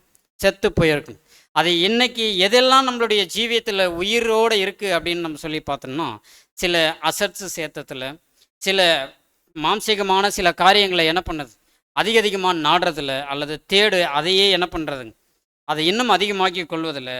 அதில் அநேக காரியங்கள் உள்ளடங்குது. அதனால் நம்ம என்ன பண்ணுறோன்னா மேலோட்டமான சில காரியங்களை மாத்திரம் அங்கே சொல்கிறோம். ஸோ அன்பு சகோதர சகோதரிகளே, நாம் பார்க்கும்போது பழைய மனுஷனுடைய காரியங்கள் என்று நாம் பார்க்கும்போது அதில் நம்மளுடைய சொல், செயல் அங்கே அடங்குது. அப்போ அது மட்டும் இல்லை, அது பாவமான காரியங்கள் அநேக காரியங்கள் இருக்குது. அதை எல்லாவற்றையும் தவிர்த்து இப்போ எப்படி இருக்கணும் அப்படின்னு சொல்லிட்டு பார்த்தோம்னா, மரித்தவன் பாவத்துக்கு நீங்கி விடுதலையாக்கப்பட்டிருக்கிறான். அப்போ இந்த ஒரு நிலை காணப்படும். அப்போ புது சிருஷ்டிக்கு இது ரொம்ப முக்கியமாக இருக்குது. அப்போ பழைய சரீரம் மரித்து போச்சு, செத்து போச்சு அப்படின்னா மரித்தவன் பாவத்துக்கு நீங்கி விடுதலை ஆக்கப்பட்டிருக்கிறானே அப்படின்னா என்ன ஆயிடுனா கம்ப்ளீட்டாக ஒரு விடுதலை ஆயிடுச்சு. அப்போ அவரிடத்துல பாவம் இருக்கக்கூடாது இல்லைங்களா, பாவம் செய்யக்கூடாது. அப்போ இது எப்படியெல்லாம் காணப்பட்டுச்சு அப்படின்னு சொல்லி பார்க்கும்போது கர்த்தர் இயேசுவினுடைய ஜீவியத்தில் அவர் பேசிட்ட அநேக வார்த்தைகள் இப்படியாக காணப்பட்டுச்சு. ஆனால் அப்போஸ்தலனாகிய பவுல் கர்த்தர் இயேசுவினுடைய நேரடி அவருடைய வாயிலிருந்து வார்த்தைகள் அவர் என்ன பண்ணலைங்க, பெறலை. ஆனால் அவர் பின்னாளில் வந்து அவர் பாவத்தை தவிர்த்த விதங்கள் ஸ்டெப் பை ஸ்டெப்பாக என்ன பண்ணுறாருங்க, பவுல் நோட் பண்ணுறார். முதல்ல நான் செய்யணும்னு நினைக்கிறேன், ஆனால் அதை நான் என்ன பண்ணுறேன், செய்யக்கூடாததுன்னு ஒன்று நினைக்கிறேன், அதையே நான் மீண்டுமா செஞ்சிட்டு இருக்கிறேன், பாவமே எனக்குள் இருக்குது அப்படின்னு அங்கே சொல்கிறார். அதை கடந்து போய் பின்னாட்களில் அவர் என்ன சொல்கிறாருங்க, இறுதி நாட்களில் நல்ல போராட்டத்தை போராடினேன், ஓட்டத்தை முடித்தேன், இது முதல் ஜீவ கிரீடம். அப்போ அந்த டிஃப்ரென்ஷியேட் எப்படி காமிக்கிறார் பாருங்க. அப்போ பாவம் பழைய மனுஷனுடைய காரியம் பிகினிங்கில் இருந்துச்சு, ஆனால் எண்டிங்கில் பழைய மனுஷனுடைய உயிரோட்டம் என்ன பண்ணலைங்க, இல்லை இல்லை என்கிறதான ஒரு கன்ஃபர்மேஷன் அங்கே கொடுக்குற விதத்தை பார்க்குறோம். ஆக இப்படியாக ஒரு புது சிருஷ்டியினுடைய ஜீவியம் இப்படியாக படிநிலையாக அங்கே காணப்படணும். அப்போ 1 by 1 இந்த ஒரு காரியம் காணப்படணும் அன்பு சகோதர சகோதரிகளே. ஆக பாவத்தின் வல்லமையிலிருந்து விடுதலை பெறணும் அப்படின்னா இந்த ஒரு காரியங்கள் கம்ப்ளீட்டாக பழைய மனுஷனுடைய செய்கைகள் எல்லாவற்றையுமே என்ன பண்ணணும், சிலுவையில் அரைஞ்சாச்சு அப்படின்னா கம்ப்ளீட்டாக அவர் செத்தவர். பழைய மனுஷனுடைய கிரியைகள் எதுவும் நம்ம என்ன பண்ணிடக்கூடாது, செய்யாமல் இருப்பதற்கு முயற்சிகள் ஏறெடுக்கணும். ஆனால் கம்ப்ளீட்டாக விட்டவர்கள் எவர்களோ அவர்கள் மாத்திரம்தான் தேவனுடைய ராஜ்யத்தில் பிரவேசிப்பார்களே அல்லாமல் முயற்சி செய்கிறவர்கள் முயற்சி கடைசி வரைக்கும் முயற்சியாக இருந்துச்சுன்னா என்ன பண்ணிட முடியாதுங்க, ராஜ்யத்திற்குள் பிரவேசிக்க முடியாது என்று நம்ம பார்க்கிறோம் அன்பு சகோதர சகோதரிகள். ஆக இப்பேற்பட்டதான ஒரு முழு சுதந்திரம் பிதாவாகிய தேவன் கர்த்தர் இயேசு மூலமாக இப்பேற்பட்டதான ஒரு கிருபையை நமக்கு அங்கே கொடுத்துருக்குறாங்க. புது சிருஷ்டிகளாக இருக்கிற நமக்கு அவர் கிருபை கொடுத்துருக்கிறார். அப்போ இது எல்லாமே அவருடைய ஆவியின் மூலமாக சோதனைகளை எதிர்த்து போராடுவோம். பாடுகள், நிந்தைகள், அவமானங்கள் வரும்பொழுது அதிலிருந்து எப்படி நாம் கர்த்தர் இயேசுனுடைய அடிச்சுவட்டை தொடர்ந்து நடப்பதற்கு வேண்டிய கிருபை தேவன் தருகிறார் என்பதை நாம் உணர்ந்தவர்களாக அங்கே செயல்பட வேண்டும் என்று நம்ம பார்க்குறோம் அன்பான சகோதர சகோதரி. ஆக இது கம்ப்ளீட்டாக தேவன் தான் நமக்கு என்ன பண்ணுறாருன்னா உதவி செய்கிறார். பாவத்திலிருந்து நம்ம வெளியில் வரணும் அப்படின்னாலே தேவனுடைய உதவி இல்லாமல் நம்ம என்ன பண்ணிட முடியாதுங்க, வந்துட முடியாது அன்பு சகோதர சகோதரி. அடுத்த 4வது காரியத்திற்குள்ளே நம்ம கடந்து போயிடலாம், குணப்படுதல். அப்போ என்ன மாதிரியான ஒரு காரியத்திலிருந்து நாம் குணப்பட முடியும்? ஒரு புது சிருஷ்டியின் ஜீவித்திட்டு இருக்கிற நான் அல்லது நாங்கள் இந்த மாதிரியான குணப்படக்கூடிய காரியங்கள் என்னென்ன அப்படின்னு நம்ம பார்த்துட்டோம். ஏசாயா 53ஆம் அதிகாரம் வசனம் 5. நம்முடைய மீறுதல்கள் நிமித்தம் அவர் காயப்பட்டு நம்முடைய அக்கிரமங்களின் நிமித்தம் அவர் நொறுக்கப்பட்டார். அப்போ நம்ம பார்க்குறோம், நம்முடைய மீறுதல்களில் நிமித்தம் அவர் காயப்பட்டு. நம்முடைய மீறுதல்கள் என்னென்ன அப்படின்னு சொல்லிட்டு நம்ம பார்த்துட்டோம்னா தேவன் அவருடைய வல்லமை மிகுந்த வார்த்தைகளை குமாரன் மூலமாக என்ன பண்ணிட்டாருன்னா நமக்கு எல்லாமே மறைவு இல்லாமல் என்ன பண்ணிட்டாருங்க, எல்லாம் வெளியாக்கம் செய்து கொடுத்துட்டார். அந்த வார்த்தைகள் எல்லாமே இப்போ நம்மளுடைய இருதயத்துக்கு வெட்ட வெளிச்சமாகவே என்ன பண்ணதுங்க தெரியுது. அப்போ நம்முடைய மீறுதல்கள் என்ன அங்கே இருக்குது அப்படின்னு பார்த்துட்டோம்னா பாவம் செய்யக்கூடாது என்பது தேவனுடைய வல்லமை மிகுந்த வார்த்தை. ஒரு மனிதர் பாவம் செய்கிறார் ஒரு புது சிருஷ்டி அப்படின்னா அங்கே நம்ம பார்க்குறோம் நம்முடைய மீறுதல்களின் நிமித்தம் என்ன ஆயிடுச்சு, கர்த்தர் இயேசு காயப்பட்டார், சிந்தையில் நாம் வைக்கணும் அன்பு சகோதர சகோதரி.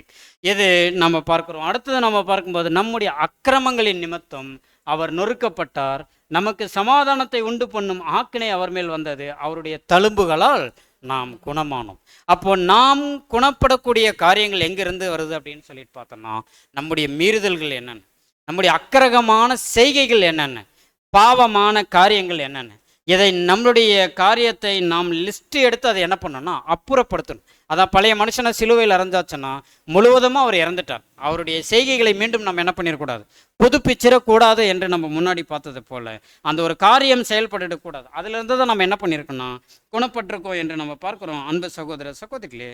அடுத்து 1 பேதுரு 2ஆம் அதிகாரம் வசனம் 24 நம்ம வாசிக்கலாம்.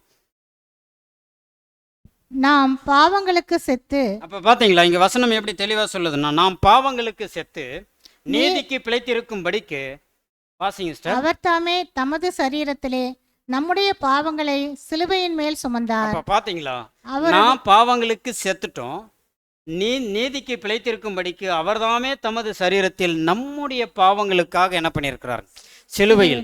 அப்போ சிலுவையில் அறைஞ்சாச்சு கர்த்தர் இயேசு நம்முடைய பாவங்களுக்காக தான். இந்த ஒரு உணர்வு புது சிருஷ்டிக்கு வரும் பொழுது என்றாவது ஒரு நாளாவது பாவம் செய்ய தோணுமா அல்லது பொய் பேச தோணுமா, அந்த ஒரு சம்பவங்கள் அந்த ஒரு தருணங்களை நம்மளுடைய இருதயத்தில் அல்லது நம்மளுடைய சிந்தையத்தில் வைத்தவர்களாக அங்கே காணப்படணும் அன்பு சகோதர சகோதரிகள். அப்போ இந்த ஒரு காரியங்களை தொடர்ந்து நம்ம பார்க்கும்போது கடந்த காலத்தில் நம்மளுடைய இருதயத்தில் அநேக காயங்கள் வலி மிகுந்த செயல்கள் நம்மளுடைய இருதயத்தில் அங்கே அநேகமாக இருந்துச்சு. அப்போது தேவனுடைய வார்த்தைகள் மூலம் நம்ம என்ன பண்ணியிருக்கிறோம்னா குணப்பட்டிருக்கோம். அப்போ ஒரு அமைதி கிடைச்சிருக்கு, அதிலிருந்து ஒரு விடுதலை கிடைச்சிருக்கு. அப்போ இதெல்லாம் கர்த்தர் இயேசுனுடைய பலியின் மூலம் நடக்குது என்கிறதான ஒரு விசுவாசம், ஒரு நம்பிக்கை நமக்குள் ஒரு ஊர்ஜிதம் இருக்கு. அப்போ இதிலிருந்து நம்ம என்ன பண்ணிடக்கூடாது, பின்வாங்கிட கூடாது அன்பு சகோதர சகோதரிகள். அப்போ தொடர்ந்து நம்ம 5வது காரியத்திற்குள்ள நம்ம கடந்து போயிடலாம். பாயிண்ட் 5, சாத்தானிடமிருந்து தீமையினிடமிருந்தும் நமக்கு ஜெயம். அப்போ எப்படி இந்த ஒரு ஜெயம் பெற முடியும், எதிரிடமிருந்து நம்ம எப்படி இந்த ஒரு ஜெயத்தை பெற முடியும்னா கொலோசியர் 2ஆம் அதிகாரம் வசனம் 15. துரைத்தனங்களையும் அதிகாரங்களையும் உரிந்து கொண்டு வெளியரங்கமான கோலமாக்கி அவைகளின் மேல் சிலுவையிலே வெற்றி சிறந்தார். அப்போ அவைகளின் மேல் சிலுவையிலே வெற்றி சிறந்தார் கர்த்தர் இயேசு. அப்போ கர்த்தர் இயேசு வெறுமனே ஜெயம் பெற்றுட்டார் அப்படின்னு பார்த்துட்டோம்னா வெறுமனே ஜெயம் பெற்றுட்டாரா? அவர் சொல்லிட்டு அநேக வார்த்தைகள் இருக்கு. இதோ நான் உலகத்தை ஜெயித்தேன் அப்படின்னு அங்கே சொல்றார். சாதாரணமாக அந்த ஒரு வார்த்தை கடந்து வந்துடுமோ? அப்போ அநேக சூழ்நிலைகளுக்கு மத்தியில் அவர் என்ன பண்ணியிருக்கிறார்னா உலகத்தை ஜெயித்தேன் என்கிற அந்த ஒரு உன்னதமான காரியத்தை அங்கே பேசியிருக்கிறார்.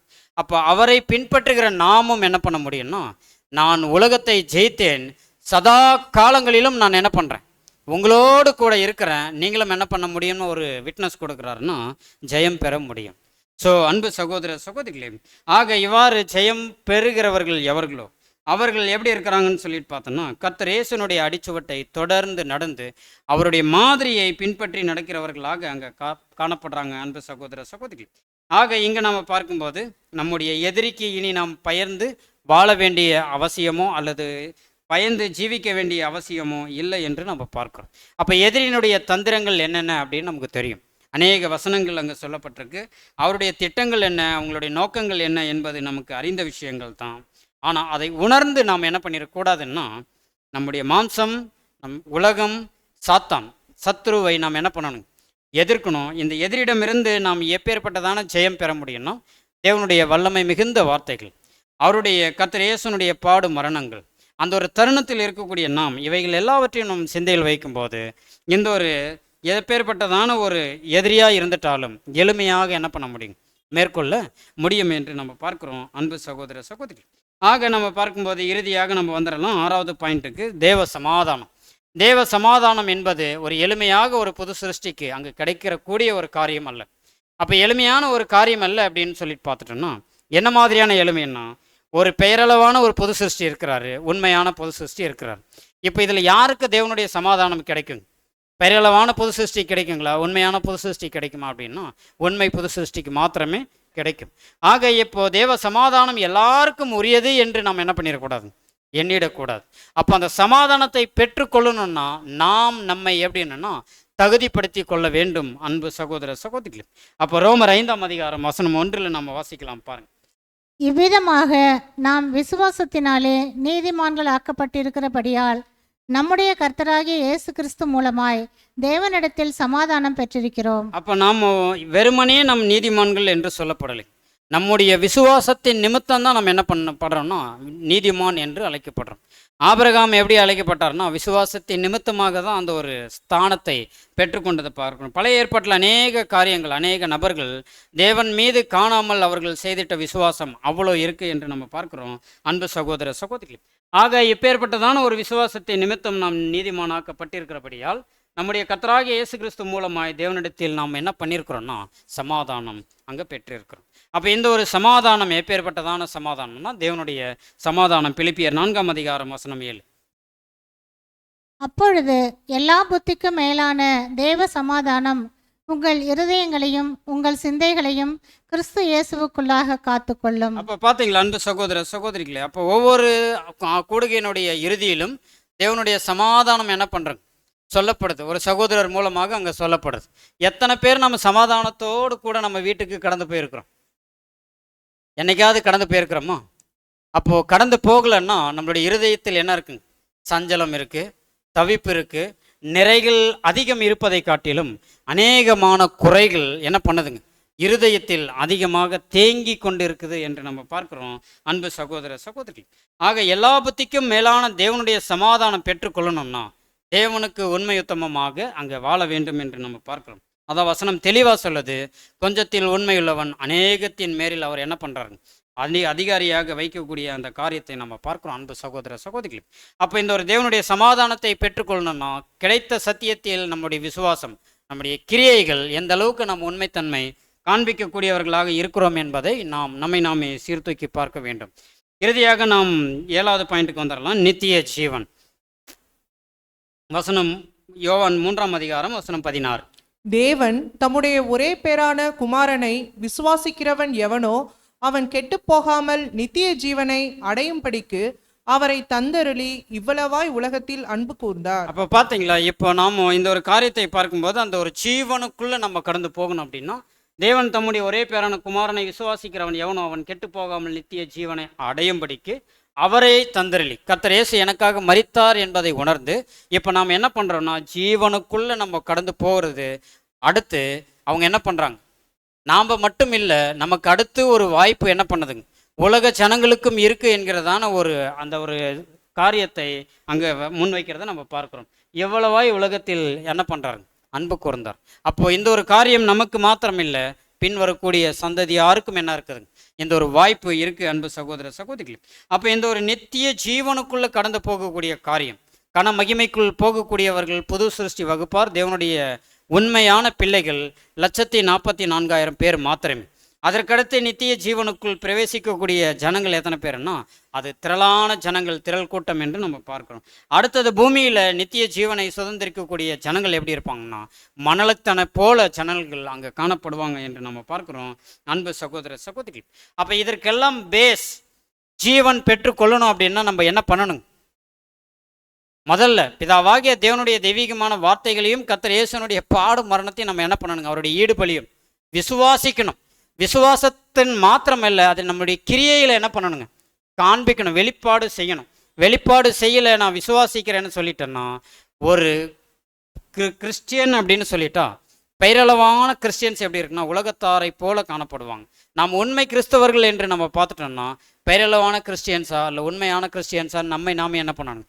வேர் பிரித்து பார்க்க வேண்டும் அன்பு சகோதர சகோதரிகள்.